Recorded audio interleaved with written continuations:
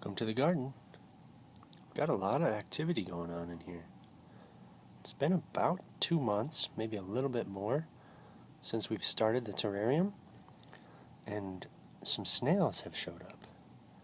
There's a really great quote from, I think, Hesiod, the ancient Greek poet, where he calls the snail the hero who carries his house on his back. I just love that quote. It's so funny. Gee, that's surreal, isn't it? You can see through his shell in parts there, where the sun hits it. Kind of a translucent color. But look at the motion on his foot. Like little waves. Wow, wow, wow, wow. It almost makes a noise in your mind.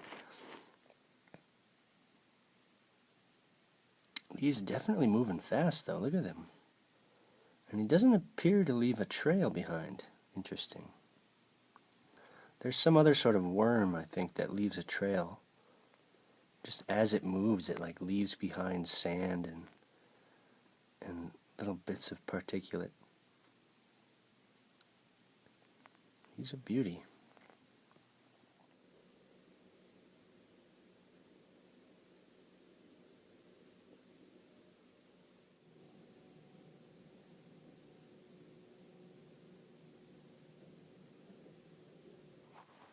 So we've got new visitors, these snails.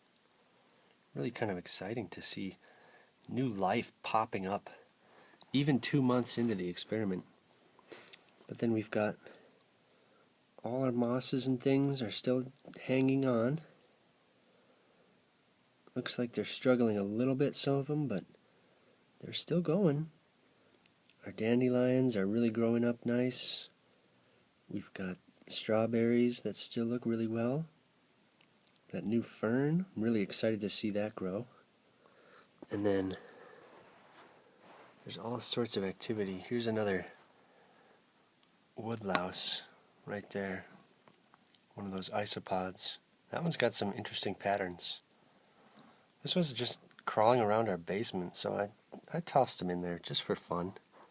See what would happen. Seems like they're pretty active in there. So that's good, though. I think that's really nice. A little bioactivity. I think that there's another snail right there. See if I can get a better angle. There we go. So right there, I think that's another snail. So we've got multiple snails in here now, multiple isopods. Still, I don't think we've lost any plants. And the new terrarium looks good too, I think. The moss is struggling a little bit, and we do have a little yellowing on our clover. But so far everything has survived. It's just a cute little tiny terrarium. And I just love the moss in the lid. That's really the best part. I think this jar used to have celery seed in it. Can you see that lettering? Shows up when you breathe on it, like on a window. Very interesting.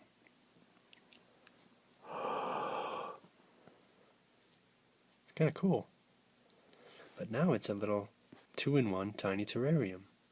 You can see how small it is compared to our other terrarium, our 1 gallon. It's really tiny. Just beautiful. But I'm really happy with how this turned out. I probably could have taken a little bit less soil, which would have left more room for our plants. But so far we've just got the one little clover and that moss. I wanted to keep it really simple so that we could watch it grow, and if any new sprouts come up, they'll be really obvious. And this guy over here, it's basically a jungle. I've got a new fiddlehead here, another one here. So that fern in the center is still growing. It's kind of amazing. I thought I was going to be done, but it's still going. And then this little ground cover guy is really taken over the canopy. It's just stunning.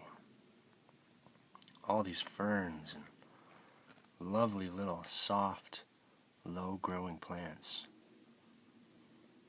Such a delight. So I am going to do some maintenance, I've decided.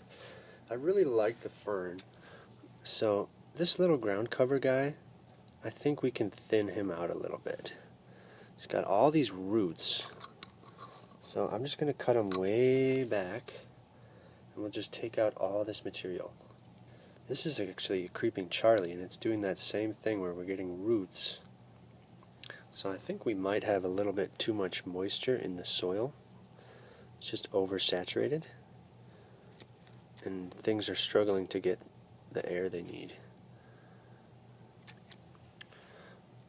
But maybe if I just leave the lid off for a couple hours in the morning, they might be able to breathe a little bit more. Don't want to disturb the isopod. I just saw him right down here.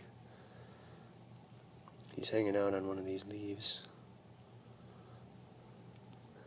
There are a few things that look like they can probably go, like this thing.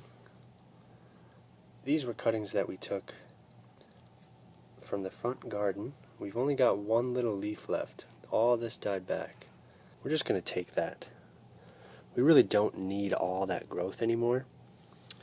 I really overfilled it just as an experiment to see what would happen. So everything really filled in nicely, but now it's so full that it's looking a little thin because everything is kind of competing and not getting as much sun as it should. So we'll open everything up a little bit, get a bunch more light. I was noticing a bit of yellowing on the fern. So it's good that we've cleared that other low ground cover because it was kind of overtaking it. And I'm just giving it some sun today with the lid off to really replenish all that chlorophyll. We've got foliage on the trees, so it blocked a bit of the sun that I used to get in the mornings. So now I guess I'll just give it some midday sun. Should do fine. We're still going to give it ambient light for most of the day, but a little bit of direct sun is really healthy for these plants. Even the mosses, they can benefit from that kind of direct sun.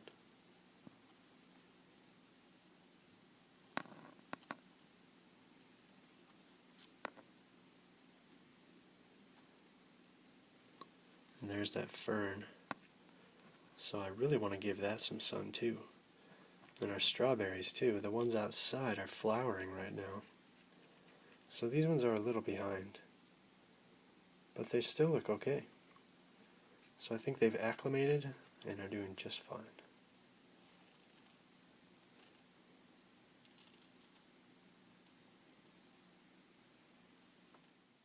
So the terrarium's a couple months old, and we're still getting surprises. It's really incredible.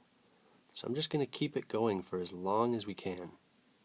If we can get it to go all summer and through fall into the winter, that would be incredible. Because we started this in winter. The ground was frozen when I took all these plants. So to have things come to life this late is really exciting. So I hope you stay tuned and see how this develops over the summer. Thank you so much for watching, and I hope to see you next time.